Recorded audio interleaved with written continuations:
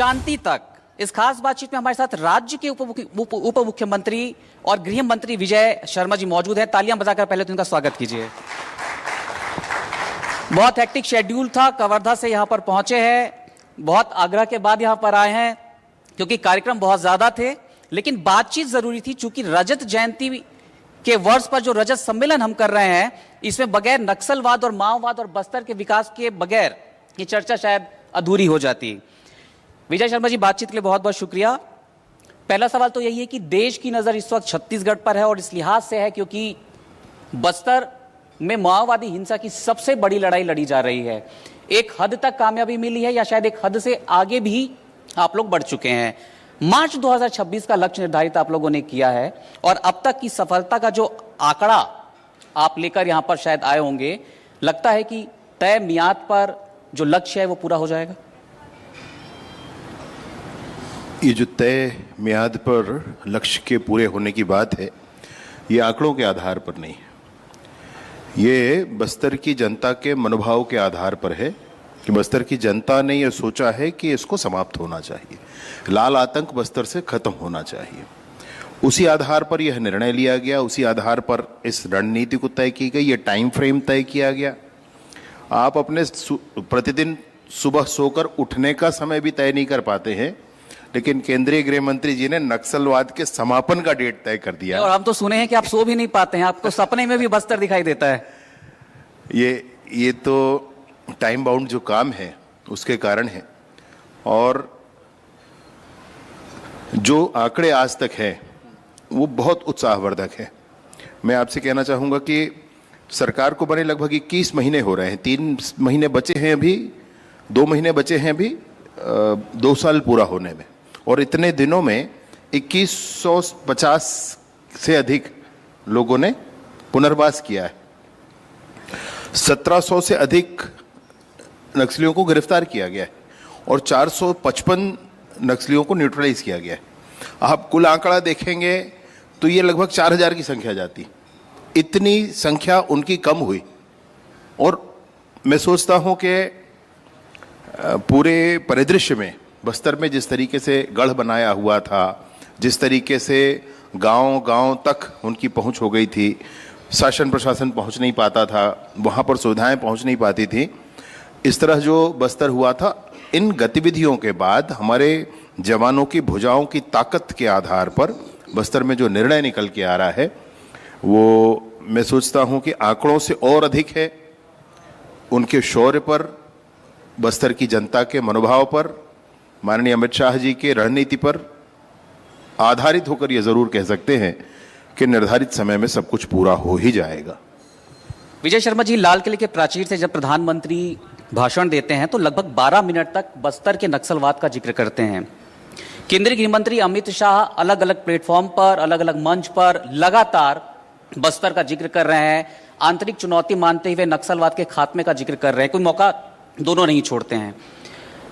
उस वक्त को जानना और समझना हम चाहेंगे इस मंच से कि वो कौन सी घड़ी थी जब केंद्रीय गृह मंत्री के जहन में यह ख्याल आया होगा कि बस्तर से माओवाद का खात्मा, माओवादी हिंसा जो होती है उसका खात्मा मार्च 2026 तक कर दिया जाएगा। कुछ तो कहानी होगी इसके पीछे, वो कहानी हम जानना चाहेंगे। नहीं, मैं सब कुछ तो आपसे नहीं कह सकता, परंतु कुछ बात जरूर कह सकता हूं। इतना कैलकुलेटेड था सब कुछ, जब मैं जाना ये सब कुछ इतना कैलकुलेटेड था कि वो जानकर मुझे विश्वास हो गया कि ऐसा हो सकता है।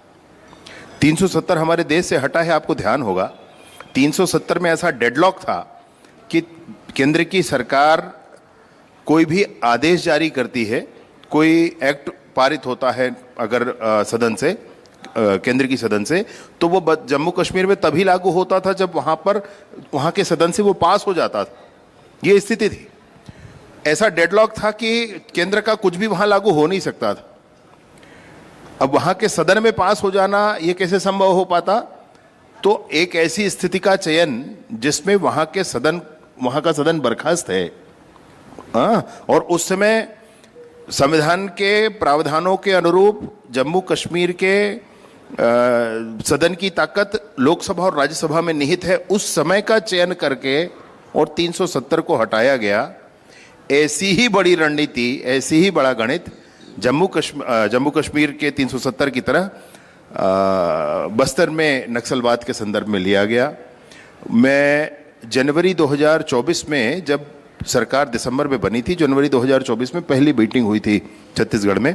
उस मीटिंग के बाद 3 प्रवास और हुए थे माननीय अमित शाह जी के, और उन तीनों प्रवास में जितने लोगों से मेल मुलाकातें, जितने लोगों से बातें, जितने रणनीतियों पर चर्चा हुई थी, जितना आकलन नक्सलियों के उस हिंसक ताकत का किया गया था, उन सारे ही आधार पर और अंततोगत्वा एक अंतिम निर्णय ये हुआ कि बस्तर की जनता अब नहीं चाहती है। इस बात का आकलन हो गया कि बस्तर की जनता नहीं चाहती, और हम कितने दिनों में इस काम को कर सकते हैं, इसका भी आकलन किया गया बहुत स्पष्टता से। मतलब मैथमेटिकल कैलकुलेशन के आधार पर भी मैं आपसे कहूं, ऐसा लगता था बिल्कुल कोई मैथमेटिक्स का कैलकुलेशन, ऐसा कर करके किया गया। किसी और कार्यक्रम में 31 मार्च 2026 के बाद जब आपके साथ बैठेंगे तो मैं और खुलकर आपको बता पाऊंगा। एक महत्वपूर्ण सवाल यहाँ पर मैं आपसे पूछना चाहूँगा कि जब इसकी रणनीति की म्याद, नक्सल हिंसा खत्म करने की म्याद तय की जा रही थी, तब क्या वो भरोसा था कि वाकई हमने तो तारीख दे दी है, लेकिन हम उस दी गई तारीख तक हम माओवादी हिंसा को खत्म करेंगे? सवाल इसलिए भी क्योंकि 3 दशक से ज्यादा का वक्त हो गया है बस्तर नक्सलवाद का दंश झेल रहा है। 3 दशक से ज्यादा का वक्त, इतना ज्यादा आत्मविश्वास के पीछे कुछ तो वजह रही होगी कि 1.5, 2, 2.5 सालों में समूचा नक्सलवाद जो है वो खत्म कर दिया जाएगा बस्तर से। इतना आत्मविश्वास आया कहां से? और आत्मविश्वास के पीछे कुछ तो आधार होगा। बहुत कैलकुलेटिव होकर के जीवन नहीं जिया जा सकता। बहुत कैलकुलेटिव होकर के आप बड़े संकल्प नहीं कर सकते। आप बहुत कैलकुलेट करेंगे तो आप ये निर्णय नहीं कर पाएंगे कि ये हो सकता है, नहीं हो सकता है, या जूझ नहीं पाएंगे वहां पर। ये जो प्रश्न आप कह रहे हैं, ये प्रश्न आपने पूछा है। हाँ, मैंने पूछा। हाँ, और उस पर उसके बाद ही मुझे ध्यान आया, मुझे बताया गया कि ये ऐसा है। ये भी बता दीजिए किससे पूछा? केंद्रीय गृह मंत्री अमित शाह? केंद्रीय गृह मंत्री जी से पूछा मैंने। तो उसके बाद ही मुझे विभिन्न लोगों के माध्यम से ये बताया गया कि इसमें क्या क्या है। उन्होंने भी बहुत सारी बातें कही। मैं इसमें आपसे ये जरूर कहना चाहता हूं कि जब मैंने उनसे प्रश्न पूछा तो सारी ही बातों को बताने के बाद उन्होंने यही कहा था कि बहुत कैलकुलेटिव वे पर नहीं हो सकता है काम। हमको काम के लिए समय का निर्धारण करना ही पड़ेगा, और नहीं किया तो कभी ये हो नहीं पाएगा। उन्होंने ये कहा कि काम का निर्धारण करके और ताकत से जूझना होगा। करने वाले ऊपर वाले होते हैं, हमारे हाथ से सब कुछ, निमित्त हम जरूर हैं, लेकिन ये नहीं है कि हम नियंता ही हो गए। नियति सब कुछ कर जाती। फाइनली मैं आपसे एक बात जरूर कहना चाहूँगा कि वो ऐसे व्यक्तित्व हैं जिनमें साहस है इन बड़े निर्णयों को लेने का, और जिनमें सामर्थ्य है इन निर्णयों को धरातल पर उतार लेने का। विजय शर्मा जी, आप बस्तर के पुअर्ती हो आते हैं। पुअर्ती हिड़मा का गांव, साथ ही साथ अबूझमाड़ के जंगलों में बेखौफ, बगैर सूचना, थोड़ी सी सुरक्षा के साथियों के साथ मोटरसाइकिल पर सवार होकर निकल जाते हैं। कभी किसी गृहमंत्री ने इतनी हिम्मत तो नहीं की है। डर तो लगता होगा ज़हन में, ये ख्याल उमड़ता होगा कि जाने पर न जाने कहाँ आईडी फट जाए, कहाँ कुछ हो जाए। वहाँ बिना सूचना ज़्यादा सुरक्षित है, इसलिए सूचना ज़्यादा नहीं देना ही ठीक है। और जब काम हो जाता है तब सूचना हो जाती है, तो वो सिचुएशन ठीक है। वहाँ पर आईडी का खतरा तो सबको है। वहाँ पर आईडी कहाँ बिछा है, क्या है, इसकी जानकारी नहीं है। मैं आपको एक बात कह रहा हूँ। एक शावक, 2 उसके थे, और एक मादा भालू थी। उसका पैर आईडी पे पड़ गया। वो मादा का आधा शरीर उड़ गया, थोड़ी देर में वो मर गई, और उसके 2 बच्चे भूख से मर गए। तो आईडी वहाँ कहीं पर भी है। ये तो है कि कहीं पर कुछ हो सकता है। उन बातों का एहतियात बरतना ही होता है, और अधिकारी भी सारे साथ होते हैं। अकेले जाना है ऐसा नहीं होता है, लेकिन ये बात सबके मन में होती है। जो मेरे मन में होती है वो सबके मन में होती है। नहीं, डर लगता है कि नहीं? सवाल ये है, मैं वही कह रहा हूँ, ये जो बात आप मुझसे कह रहे हैं ये मेरे भी मन में होती है, और अन्य जो साथ होते हैं उनके मन में भी होती। लेकिन इतना दूर अब बस्तर में हम जा सकते हैं आपने पुअर्ती कहा, मैं पुअर्ती की और आगे रायगुड़े में, मैं रायगुड़े में तक गया।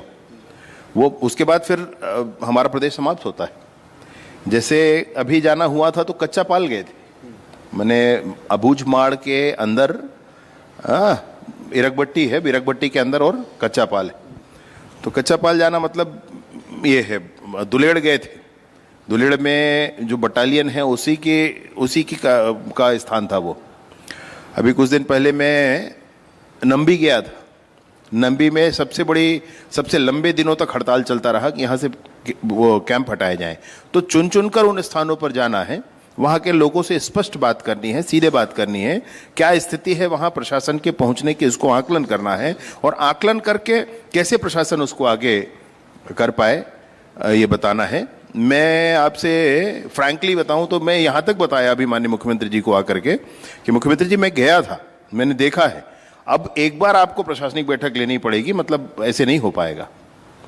तो उन्होंने समय भी दिया है आगे कि इन प्रशासन पहुंचना चाहिए, गांव तक पहुंचना चाहिए, घर तक पहुंचना चाहिए, व्यक्ति तक पहुंचना चाहिए और प्रशासन की योजनाएं पहुंचनी चाहिए। उन्होंने मुख्यमंत्री जी ने भी अभी उन क्षेत्रों में महतारी वंदन की राशि महिलाओं को मिल जाए, इसके लिए उन क्षेत्रों में शिथिल किया है, वहाँ के महिलाओं को नाम जोड़ने के लिए उन्होंने अनुमति दी। ऐसे बहुत सारे काम हैं जो आप जाकर खड़े होंगे, लोगों से बात करेंगे, तभी आप जान पाएंगे। कहीं से रिपोर्टिंग मिलने पर वो संभव नहीं हो पाता है और कागजी रिपोर्टिंग से तो संभव हो ही नहीं सकता है। कर्रीगुड़ा की पहाड़ी पर हमने देखा कि छत्तीसगढ़ के इतिहास में सबसे बड़ा एक ऑपरेशन सिक्योरिटी फोर्सेस ने चलाया था। कई दिनों तक ये ऑपरेशन चला और खबरें इस तरीके से आती थी कि 2-2.5 हजार से ज्यादा माओवादी कर्रीगुड़ा की पहाड़ियों पर हैं। संख्या शायद आगे पीछे हो सकती है। चर्चा इस बात की होती थी कि बड़ी तादाद में माओवादी हताहत हो सकते हैं क्योंकि चौतरफा सिक्योरिटी फोर्सेस ने घेर रखा है। लेकिन पहाड़ी के एक हिस्से से कुछ माओवादी भाग जाते हैं। सवाल यह है कि क्या, और वो हिस्सा तेलंगाना का होता है, सवाल यह है कि क्या इंटर स्टेट कोऑर्डिनेशन में कहीं किसी तरीके की कमजोरी है या इंटर स्टेट कोऑर्डिनेशन को अभी भी और ज्यादा दुरुस्त किए जाने की जरूरत है? कर्रीगुड़ा तालुक की पहाड़ी जो है वो 10 किलोमीटर चौड़ा है, वो छोटा मोटा नहीं है और 100 किलोमीटर तक लंबा है, काफ़ी हाइट है और स्टीप है। ऐसा मेरे मोबाइल पर एक वीडियो है, भी आपको दिखाऊंगा। ये नंबी का वाटरफॉल है जो कर्रीगुड़ा तालुक पहाड़ी पर ही है। तो अभी जहाँ गए थे हम लोग, तो इन सारी ही परिस्थितियों में आप कितनी जगह पुलिस को खड़े करके घेर लेंगे। जब मूवमेंट होता है, कैंप से ऑपरेशन लॉन्च होता है, तो उनको पता चलता ही चलता है और ऑपरेशन लॉन्च होने की सूचना के साथ ही वो लोग भागे भी थे। वो चले गए, उसमें कितने नक्सली न्यूट्रलाइज हुए ये मामला नहीं है, उसमें जखीरा पकड़ा गया पूरा। उसमें उनके वो केंद्र पकड़े गए जिसमें वो आयुधों का निर्माण कर रहे थे, उसमें हथियारों का निर्माण कर रहे थे, वो सब कुछ पकड़ा गया।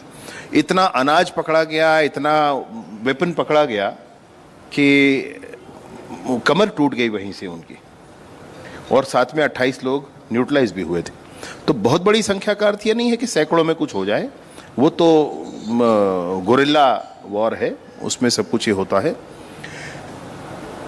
ऑपरेशन से ज्यादा प्रभावी ये हो गया अभी, जिसमें उन्होंने पुनर्वास कर लिया काफी बड़ी संख्या में। एक सवाल यह है कि हाल ही में रुपेश ने, एसीसी मेंबर जो रुपेश है, एसीसी मेंबर रुपेश ने अपने तमाम साथियों के साथ सरेंडर किया है। सरेंडर तो किया है, लेकिन साथ ही साथ एक बयान रुपेश ने दिया कि हमने हथियार छोड़ा है, लड़ाई नहीं छोड़ी है। ये जो बयान का संदर्भ आप किस रूप में देख पा रहे हैं? क्या लोकतांत्रिक ढंग से अब यही लोग चुनावी मोर्चे पर जाकर, चुनाव लड़कर सरकार के खिलाफ आवाज को बुलंद करेंगे? नेपाल का यदि उदाहरण दूं, नेपाल में प्रचंड की सरकार को हमने देखा है, लेकिन फॉर्मूला बहुत ज्यादा सक्सेस हुआ नहीं है। आपका अपना ऑब्जर्वेशन क्या कहता है? हथियार छोड़ा है, लड़ाई नहीं, इस बयान को आप किस रूप में ले रहे हैं? ये हक तो भारत का संविधान देता है उनको, और अनेक राजनीतिक पार्टियां हैं, अनेक विचारधाराएं हैं, वो अपना जनता के सामने जाकर के आप अपना विषय रखें, जनता से बहुमत प्राप्त करें और अपनी सरकार बनाएं। ये तो सामान्य लोकतांत्रिक प्रक्रिया है, ये जरूर कर सकते हैं, इसमें कहीं कोई संशय नहीं है। सरकार की दृष्टि से, प्रशासन की दृष्टि से एक ही बात है, हथियार हाथ में ना हो, बाकी आप क्या करते हैं वो एक अलग बात है। हथियार आपको छोड़ना ही पड़ेगा, इस बात की जिद है मतलब। और इस बात में कहीं कोई लाग लपेट किसी के मन में नहीं है कि इसमें ये है, भटके वटके कुछ नहीं है भाई। वो आप जो भी हो गए, आप हथियार पहले छोड़ दो और उसके बाद आपको जो करना है राजनीतिक तौर पर आप स्वतंत्र हैं, क्योंकि ये स्वतंत्र लोकतांत्रिक प्रक्रिया है, संविधान का दिया अधिकार। ठीक है, लेकिन अब बस्तर में जिस तरीके से लड़ाई माओवादियों के खिलाफ सरकार लड़ रही है, एक बड़ा सवाल वहां पर यह खड़ा हो रहा है, जिसकी चर्चा आपसे कई दफे पहले भी हो चुकी है और ये सवाल आरोपों की शक्ल में भी है। कांग्रेस भी सवाल उठाती है कि बस्तर से माओवादी जिस दिन खत्म हो जाएंगे, बस्तर के दरवाजे कॉरपोरेट्स के लिए खोल दिए जाएंगे।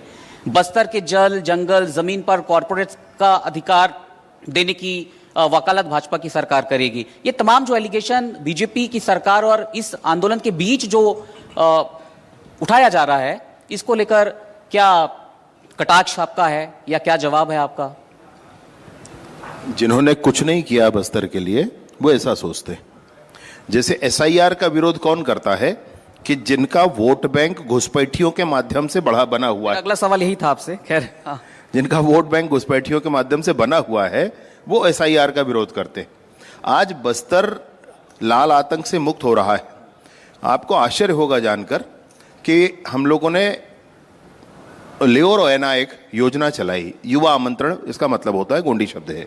तो लेओ रोयना जो योजना चलाई है उसमें जब बस्तर के युवाओं को लेकर आते हैं, अंदरूनी क्षेत्र के, अंदरूनी गांव के, 25 साल का लड़का रायपुर में आया है, आपने मुलाकात की है उस दिन विधानसभा में उससे, जब वो टीवी नहीं देखा होता है, टीवी नहीं देखा होता है। अभी कुछ ज्ञानी ऐसे होते हैं जो ये बताते हैं उनकी अपनी सभ्यता है, संस्कृति है नष्ट। भाई अजायब घर बनाकर रखोगे, आपने अपना तो सब कुछ सेट कर लिया, बस्तर के लोगों को नहीं होना क्या? टीवी नहीं होना, मोबाइल नहीं होना? क्यों नहीं होगा भाई? जो चाहिए उनको सब मिलना चाहिए। बस्तर के गांव गांव तक विकास के मार्ग पर आईडी बिछा रखे, 250 से अधिक स्कूल ब्लास्ट कर दिए गए, मोबाइल के टावर गिरा दिए गए, पावर ग्रिड के टावर गिरा दिए गए, कितने पुल पुलिया सड़क उड़ा दिए गए, कितने सरकारी अधिकारी कर्मचारियों को मार दिया गया, कितने लोगों को मार दिया गया। ये सब कुछ करके बस्तर के गांव के विकास को अवरुद्ध कर कर बैठे। और सरकार इस बात के लिए प्रतिबद्ध है कि हम बस्तर के कोने कोने तक भारत का संविधान लागू करके रहेंगे। बस्तर के हर एक गांव तक विकास की गंगा पहुंचनी ही चाहिए। बस्तर के हर एक गांव के विकास के मार्ग पर बिछा हुआ आईडी दूर होना ही चाहिए, ये प्रतिबद्धता। आज दोपहर में विजय शर्मा जी, आज दोपहर में दीपक बैज यहां पर बैठे थे, प्रदेश कांग्रेस कमेटी के अध्यक्ष, बस्तर से ही आते हैं। दीपक बैज ने एक आरोप यह लगाया कि बस्तर में फर्जी मुठभेड़ की जा रही है, बस्तर में फर्जी सरेंडर किया जा रहा है और फर्जी सरेंडर करने के जो आंकड़े हैं वो रिवील नहीं किया जाता। साथ ही साथ उन्होंने ये भी कहा कि सरेंडर पॉलिसी जो है, नक्सल नीति जो सरकार ने बनाई है, वो भी ठीक नहीं है। कांग्रेस लगातार आप लोगों की मुहिम पर जिस तरीके से सवाल उठा रही है, खासतौर पर फर्जी मुठभेड़, फर्जी सरेंडर पॉलिसी, क्या कहेंगे इस पर? हमारे देश के जवानों ने, चाहे वो सेना के जवान हो, चाहे वो हमारे आर्म्ड फोर्सेस के जवान हो, जब जब उन्होंने शौर्य का परिचय दिया, पराक्रम का परिचय दिया, तब तब इन्होंने उनके शौर्य और पराक्रम को नीचा दिखाने की कोशिश की, उनके मनोभाव को दबाने की कोशिश की, उनके मान का मर्दन करने की कोशिश की। सर्जिकल स्ट्राइक हुआ तो इन्होंने कहा कुछ नहीं हुआ, एयर स्ट्राइक हुआ तो कहा पेड़ों पर बम गिरा है, अभी ऑपरेशन सिंदूर हुआ तो कहा कि कुछ नहीं हुआ इसमें। अरे भैया, एक सर्जिकल स्ट्राइक हुआ था, एक एयर स्ट्राइक हुआ था, अभी मिसाइल स्ट्राइक हुआ है, और इस बात की चर्चा वहां के लोगों ने की है। बिल्कुल वैसा ही है, क्योंकि भारत का जवान शौर्य का प्रदर्शन कर रहा है। ये गवारा इनको प्रारंभ से नहीं है, ये शुरू से ये सोचते रहे हैं कि भारत तो बस यूं ही है, भारत में तो चलता है, भारत कहां आगे बढ़ पाएगा, हम कहां आगे इकोनॉमी बन पाएंगे। ये भाव इनका शुरू से है भाई, और ये भाव भाजपा का शुरू से है कि भारत में ही शौर्य है, भारत में ही सामर्थ्य है, आने वाले समय में भारत ही विश्वगुरु बनकर सामने आएगा, इसमें भी संशय नहीं है। यह भारत का, हमारा भाजपा का स्पष्टता है। और इसीलिए जब जब भारत का नौजवान, भारत का युवा शौर्य का प्रदर्शन करता है, वो आक्षेप लगाते हैं, हम ताली बजाकर उनका उत्साहवर्धन करते हैं। एक आखिरी सवाल जाते जाते मैं पूछना चाहूंगा, क्योंकि हमारी बातचीत का विषय ही क्रांति से शांति तक की यात्रा पर है। बस्तर के संदर्भ में आने वाले एक विजन की बात की जाए, क्योंकि कल, आज और कल पर हम आज रजत सम्मेलन पर बातचीत कर रहे हैं। आने वाले सालों में बस्तर को लेकर सरकार की परिकल्पना क्या है? बस्तर कितना ज्यादा विकसित होता राज्य को नजर आएगा? बस्तर में अभी 400 लगभग सुरक्षा कैंप है। सुरक्षा कैंप, अब हम उनको विकास के कैंप कहते हैं। कल्पना ऐसी है कि ये सुरक्षा जो कैंप हैं, आने वाले में लघु वनोपज के संग्रहण, प्रसंस्करण और विपणन के केंद्र बन जाएंगे। ऐसे 5-5 किलोमीटर के रेडियस पर एक एक केंद्र बना हुआ है, एक एक कैंप बना हुआ है। तो ये कैंप उन आसपास के गांव, आसपास के जंगल के लिए बड़ा केंद्र बनेगा। अभी जब मैं आपसे बात कर रहा हूं, तो जो तीर्थगढ़ जलप्रपात है, वहां पर बना हुआ कैंप मॉडल बन चुका है। जब भी मैं आपसे बात कर रहा हूं, तो कोंडागांव और कांकेर में जो हमारे पुनर्वास करने वाले नक्सली हैं, उन पुनर्वास करने वाले नक्सलियों को हमको कुछ दिनों तक स्किल डेवलपमेंट के लिए रखना होता है। तो वो स्किल डेवलपमेंट करने के लिए जो केंद्र बना है, वह भी एक खाली हुआ कैंप है। तो खाली हुए ये सारे कैंप लघु वनोपजों के संग्रहण, प्रसंस्करण और विपणन के केंद्र बने। बस्तर के आर्थिक उन्नति का आधार बस्तर का लघु वनोपज बने। बस्तर के युवा आने वाले 10-15 वर्षों बाद अपने बस्तर को संभालें, जैसा करना होगा आगे बढ़ा लेंगे। लेकिन वर्तमान स्थिति में बिल्कुल स्पष्टता है इस बात की कि बस्तर के लोग इस बात के लिए बिल्कुल तैयार हैं कि हम व्यापार में, हम लघु वनोपजों के संग्रहण, प्रसंस्करण में आगे बढ़ते हैं। मैंने महिला स्व सहायता समूहों के माध्यम से बहुत सारी महिलाओं से मुलाकात की। इच्छा है उनके मन में, इच्छा है उनके मन में आर्थिक तौर पर संपन्न होने के लिए। उनके पास संसाधन की प्रचुरता है। मतलब एक बस्तर के साथी से मेरी मुलाकात थी। मैंने कहा कि हम लोग रास्ते से जा रहे थे, मैंने यार थोड़ा रोकना, यहाँ आम खरीदना है, खाएंगे। तो उसने कहा यही फर्क है, आप लोग आम खरीद कर खाते हैं, हम आम तोड़ कर खाते हैं। वो बात मैं बता दूं, वो राज्य के एक मंत्री हैं जिनके संदर्भ में बात हो रही है, केदार कश्यप जी। केदार कश्यप जी के साथ। तो ये बहुत बड़ा अंतर है, ये बहुत बड़ा अंतर है। प्रचुरता है वहाँ सारी चीज़ों की, संपन्नता गजब की है। उनको कुछ नहीं चाहिए आपसे, इतना बड़ा भाव है। जब भी वहाँ मिलेंगे, किसी गांव से मिलेंगे, कागज बहुत कम कोई लेकर के आता है, मांगे आपसे कुछ नहीं होंगी उनकी, उनको कुछ नहीं चाहिए आपसे। इस भाव के साथ वो पूरी आबादी है, वस्तुतः देवतुल्य है। वस्तुतः कुछ लोगों ने भड़का करके सब कुछ उनका मार्ग बिगाड़ा हुआ है।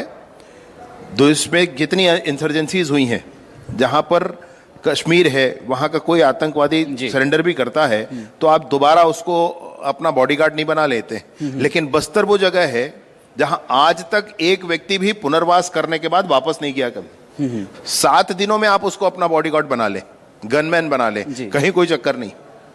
इतना विश्वास उनके मन में है। तो मैं आपसे बड़ी निश्चिंतता के साथ इस बात को कहना चाहता हूं कि जिनके मन में कोई शिगुफे हैं, जिनके मन में कोई ऐसी बातें हैं, जो कोई गलत बात सोच करके लोगों को भ्रमित करने की कोशिश कर रहा है, वो नक्सलिज्म के उन्मूलन के इस अभियान को कमजोर करने की कोशिश कर रहा है। बहुत स्पष्टता है, बस्तर में प्रचुरता में लघु वनोपज हैं, बस्तर के लोगों में गजब का सामर्थ्य है, वो अपनी आर्थिक उन्नति का मार्ग स्वयं प्रशस्त कर लेंगे। चलिए, ढेर सारी शुभकामनाएं। विजय शर्मा जी राज्य के उप मुख्यमंत्री और गृह मंत्री भी हैं। मार्च 2026 का वक्त ज्यादा बचा नहीं है, कुछ महीने बाद आना है। जाहिर सी बात है कि मार्च 2026 पर न केवल सरकार की नजर है, इनकी खुद की भी नजर होगी, हमारी भी नजर बनी हुई है। ऐसी ही परिचर्चा, ऐसी ही संगोष्ठी और इस तरीके के ही एक सम्मेलन में हम तमाम विषयों पर उनसे एक बार फिर रूबरू होंगे, गुफ्तगू करेंगे और उम्मीद करते हैं कि जो लक्ष्य लेकर आप लोग चल निकले हैं, उस लक्ष्य की पूर्ति होगी और एक बड़ी सफलता माओवादी हिंसा के खिलाफ सरकार के हिस्से आएगी। बातचीत के लिए बहुत बहुत शुक्रिया।